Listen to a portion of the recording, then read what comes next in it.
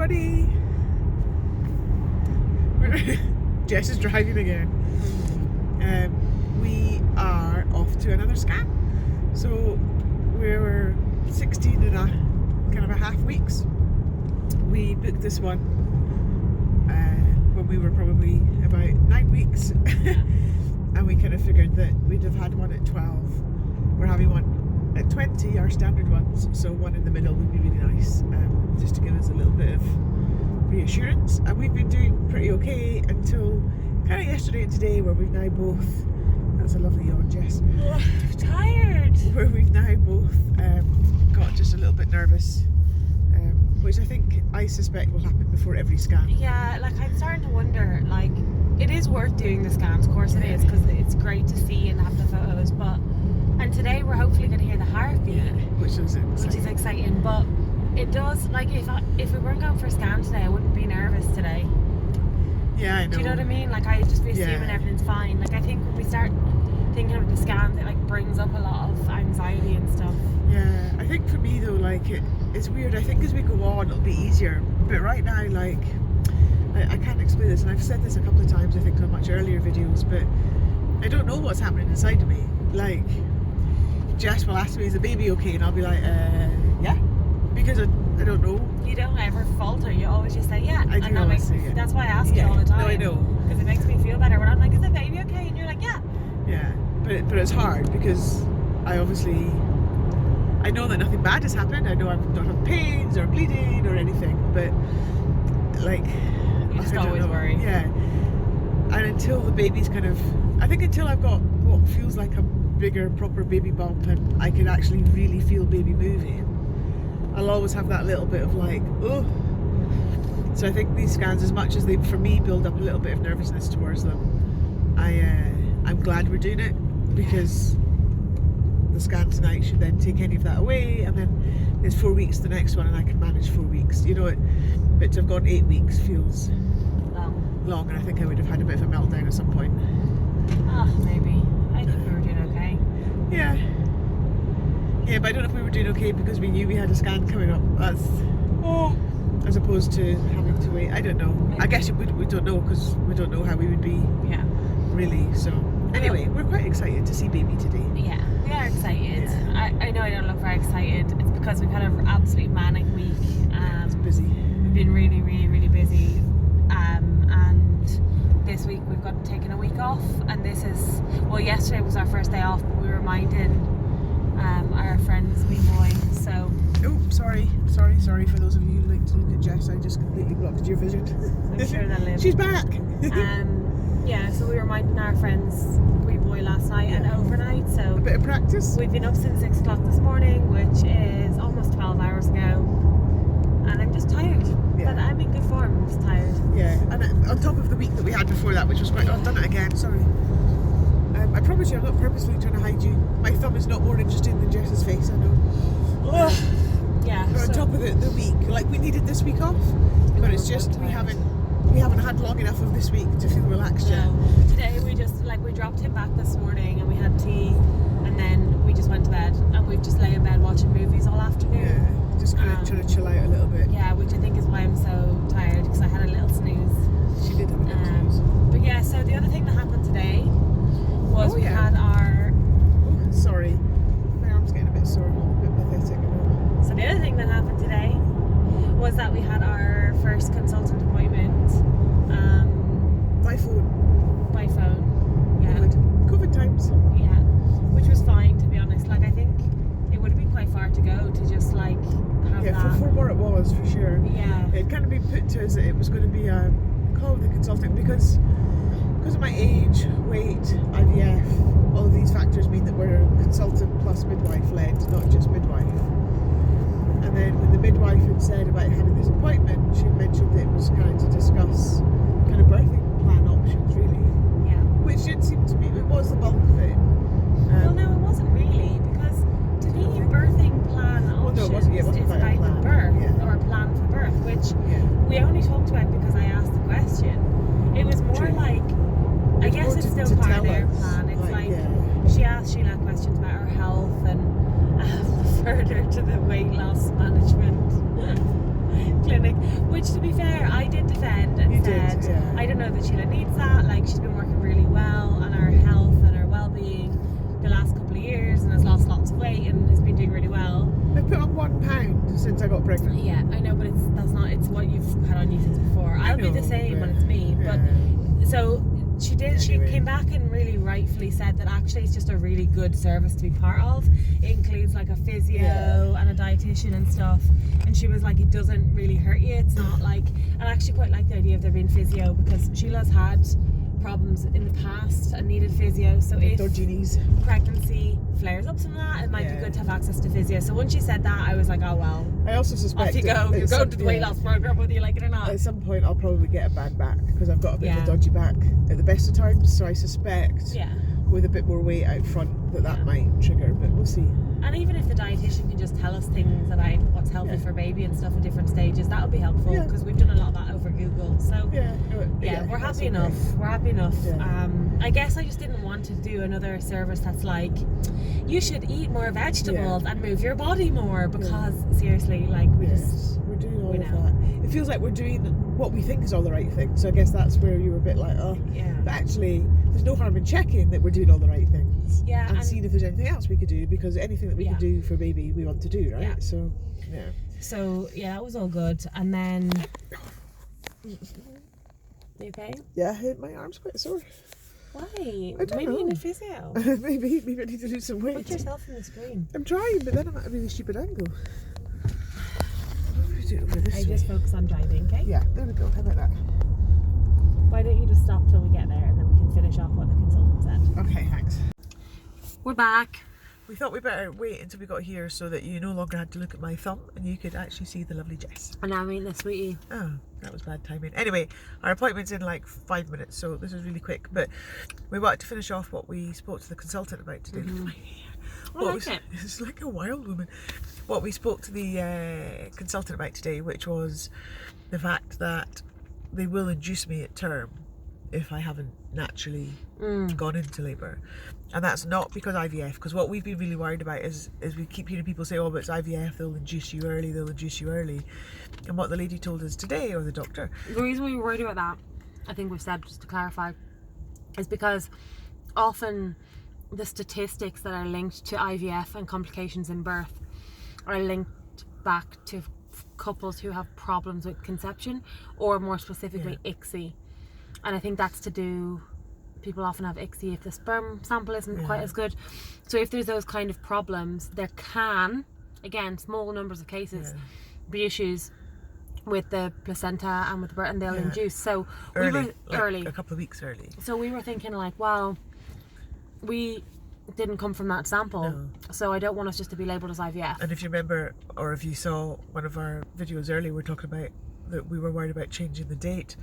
And the part of the reason we were worried about changing the date was because if they brought us in a week, for example, and then induced us 2 weeks early, we're actually 3 weeks early. And anyway, that's not happened because the date only moved by 3 days. And she confirmed today that in this area, they don't induce early just because it's IVF. That's not a reason for them to do it. The reason that they would induce me early is because of my age, and my BMI puts me at higher risk of preeclampsia and issues like that. And while they can monitor me in the lead up to it, like doing monitoring one day doesn't mean that for the next 7 days you'll be okay. There's nothing gradual about it. So they would let me go to term, but no longer past that, which is okay actually. Unless you've got high blood pressure, and then they'll induce if you 2 there's weeks earlier early. problems, then they'll do that. So that was kind of the other bit of news that she gave us today. I asked her about home births. Yeah. So I can't remember if we've talked about this previously. I'm like literally choking on my sweetie. We had spoke about, we had started discussing the potential of a home birth. We don't know if we wanted to go down that route. We're both a bit cautious. I think just that we know things that can go wrong, and we live about half an hour from hospital. I guess with blue lights it'd be like 20 minutes, but yeah, we're not in the same town as the hospital. Yeah, so I'm trying to chew my sweetie quickly. So one of our concerns with home birth is if anything did go wrong, that transfer time. Yeah. Well, yeah, and also it's down to, which our consultant agreed with, it's down to the confidence of the midwife as well. And so far we've only met our midwife once, and as I said, like she was grand, not particularly, like just fine. Like we didn't know her very well. I mean, she was in there very short conversation, you know. So we don't really know what the story is with our midwife. So we need to ask her about it. Yeah. I think the only reason we might pursue it now would be if COVID was still interfering. Yeah. Yeah. So the consultant did say that for second birth they really actively encourage it. For first birth they tend not to. Coupled with that, because of my age, because of the high risk because so she said home birth is absolutely our right and our choice. It's very clear that she's an advocate for home birth. Like she was very like, we all advocate for home birth here. She's been challenging midwives about it. Like she's really pro home birth, so that's really good for us. If we decide to do it, we'd have good support. But she was just talking about how for first time mums often there is a high transfer rate to hospital.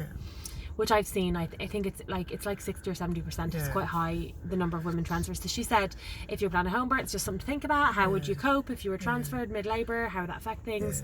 So like things to like watch out for, like size of baby as we get closer, how my blood pressure is, all of those things. Because obviously a big baby could lead to more problems, and therefore. Although she did then say the babies that tend to get stuck are the normal sized babies. Yeah, that's true. But I think that's probably because big babies aren't allowed to get stuck because they'll be C-sectioned or something. It's currently our appointment It's not time. That clock's fast. We've got 3 minutes, but we need to wrap it up. So we had a good appointment. Yeah, it went well. It was quick, nice. Just like hopefully we won't speak. We're going to speak to her again around 30 weeks, but ideally while she's there, which is great, we won't need her because hopefully, although I'm classed as high risk, hopefully we won't see any of those problems, and it'll be okay. But it is good that she's there, somebody that we trust. Yeah. And it was an okay appointment. I guess I feel a little bit sad about the induction piece. Yeah, because initially we were talking about hopefully not needing an induction because of the egg and the sperm and everything's fine. So the IVF fact that isn't a risk. The fact that she was like, oh no, it's actually your age and your weight did leave you with a bit sour taste in your mouth. Well, I just, like I said this to you earlier, and this is probably another conversation for another video, but I felt a little bit selfish that I've chosen to do this when we could have gone the other way and you could have carried. And it's introduced so many risks. Like, should I have done more to lose weight beforehand? I would have had the same risk for BMI though. I know. It's literally only age, and age is something that's not in your control. Yeah, I know, but again, should I have just accepted I was too old, you know? Anyway, it's a different conversation, but there is a bit of that. No, that's just an honest reaction to being told that. A bit like, oh, you know, should we have thought about that a little bit more? But it is where it is. I am thankfully pregnant, and we will deal with that. But that was the only kind of, in my head I was a bit like, I've created all these problems, you know. But that we will talk more about this because we're out of time, but I have so many things I want to say about that. But let's go see our baby. Yay! See you in a bit. See you later. We're back. Yay! It went really, really good. This is my favourite part. They didn't have any llamas left. I was so sad because the last time we were there they had llamas, but listen, where is it? In his belly.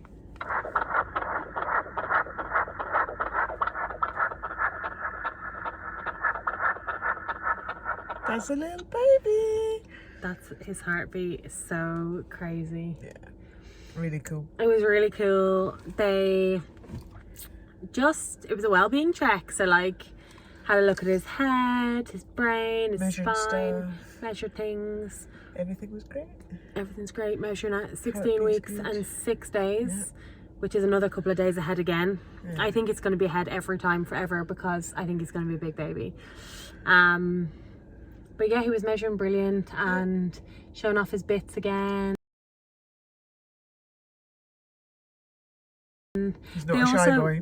They also did did like a sneak preview for 4D, so they gave us some 4D pictures. I will put them in proper, but I just want to. They're inside that envelope. Oh. Just so like a little alien. It is like a little alien. That's his little face, and then his little hand up like this, and this one is probably a better one of his face. I don't know, can you see? Kind of. I'll put them in. But my favourite bit was, so they did his heartbeat and it was lovely and magical, and then But it felt like, you know, like you see heartbeats done on like TV and stuff, and you know that. So I heard it and I was like, oh yeah, like that's really cool. But then at one point she was like, I was gonna say filming him. This is apparently how they film them. And you could just see his leg like perfect on his foot, and then he just like stretched it and flexed his toes in the way you would like in bed or something. And I was just like, like it's his leg and his foot. And she took a picture of it because of how excited I was. But like, look at that leg. It's a long leg. It's like 90% leg. Like, where's the rest of him? But he's very active as well. Yeah, so every time they got a picture, they get like a picture of him, and then he'd like flip over, and she'd be like, oh, and then she'd go around the other side, and then trying to find him flip again. back. Which is all good. Yeah, and that's his little profile with his little nose again. Yeah. Love it. So, it was so good. Yeah, really good. Really reassuring. He's on track, he's the right size, his heartbeat's still strong. Yep. Just, yeah, very cool. He was all just perfect. Yeah, it was. Yeah. So there's no news really. We got a video. There's lots of good news. What do you mean there's no news? No, but as in like nothing different. Like everything's just great. One of my favourite things was that on their new system, because they're not using paper anymore, they're using an iPad since the last time we were there. Yeah. And they now say like parents' names. So we put my name in, and actually they've cut them off this scan, which is a little bit annoyed me because I was quite excited. But they did say like baby of, you can't see it, Sheila and Jessica. Yeah. Whereas all the other ones just say Sheila with her surname over and over. So I quite like that. It made me really happy. Yeah. That was such a little touch, but it made me really happy. Yeah, it makes a big difference. Yeah. It's funny, like the little things. Yeah. And again, I ended up telling your woman like, yes, we did IVF, and I didn't quite tell her they're my eggs, but sometimes I get a bit possessive and I do tell them that. Yeah. But this time I was just like, oh, we're really lucky. More in the freezer. We've more in the freezer, and you know, just like what the future might be. Yeah. So yeah, no, it was really nice. But I don't know why I do that. I think I just like, I want to be like, I'm also the mum. Like, Sheila's the mum and I'm the mum. I worry that they'll think I'm like your pal or your birthing partner or your sister or like somebody that's not the baby's mum. So I don't know, why does it matter what they think, but it does. But yeah, I loved it. It was really good. I'll insert some footage now for you to enjoy, and other than that, we will see you soon. Bye.